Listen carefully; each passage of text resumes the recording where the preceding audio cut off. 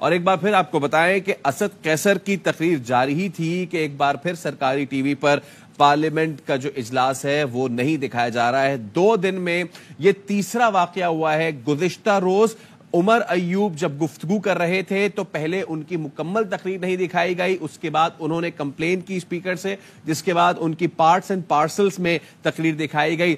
آج جب قومی اسمبلی کا اجلاس شروع ہوا تو آج بھی یہی ہوا۔ جب بلاول بھٹو نے فلور دیا محمود خان اچکزئی کو اور محمود خان اچکزئی نے اپنی گفتگو کرنے کی کوشش کی تو محمود خان اچکزئی کی بھی بالکل بھی تقریر نہیں دکھائی گئی، اور اس کے بعد بلاول بھٹو نے تقریر کی۔ وہ بلاول بھٹو کی تقریر کم از کم گھنٹے بھر تھی اور وہ دکھائی گئی، لیکن اب اسد قیصر گفتگو کر رہے ہیں اپوزیشن بینچز سے، اور ایک مرتبہ پھر ہم دیکھ رہے ہیں کہ اسد قیصر کی تقریر جو ہے وہ نہیں دکھائی جا رہی ہے۔ سرکاری ٹی وی نے ایک بار پھر اپوزیشن بینچز کی جو قومی اسمبلی میں اظہار خیال ہے اس کی تقریریں نہیں دکھا رہی ہے، لیکن ہم آپ کو بتا رہے ہیں کہ اسد قیصر نے اب تک کیا گفتگو کی ہے۔ اسد قیصر نے کہا کہ آپ میری نہیں بلکہ پاکستان اور عہدوں کی توہین کر رہے ہیں۔ ان تمام سیاسی جماعتوں کو دعوت دیں گے جو اس الیکشن پر تحفظات رکھتے ہیں، ہم آئین کی بالادستی کے لیے سب کو اکٹھا کریں گے۔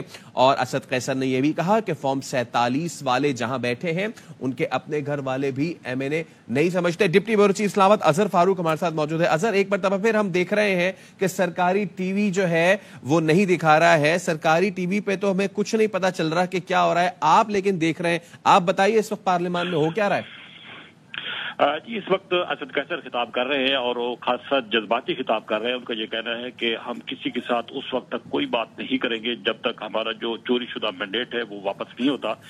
انہوں نے اس موقع پر اعلان کیا کہ ہم بھرپور جرات اور طاقت کے ساتھ ایک نئے عزم کے ساتھ ایک نئی تحریک شروع کرنے لگے ہیں، جس میں تمام وکلاء برادری اور ان جماعتوں کو بھی شامل کریں گے جن کے انتخابات پر تحفظات ہیں۔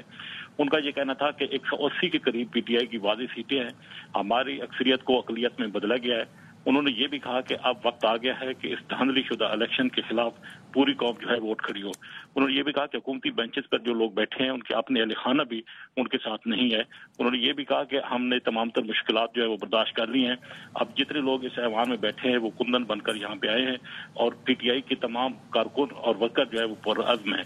انہوں نے یہ بھی کہا کہ وہ عمران خان کا ساتھ کسی طور پر بھی نہیں چھوڑیں گے اور سائفر سمیت جتنی بھی معاملات ہیں، جتنی بھی ایشوز ہیں وہ منگڑت ہیں، اور اس کے خلاف ہم بھرپور آواز جو ہے وہ بلند کریں گے، نہ صرف اس ایوان کے اندر بلکہ ایوان کے باہر بھی۔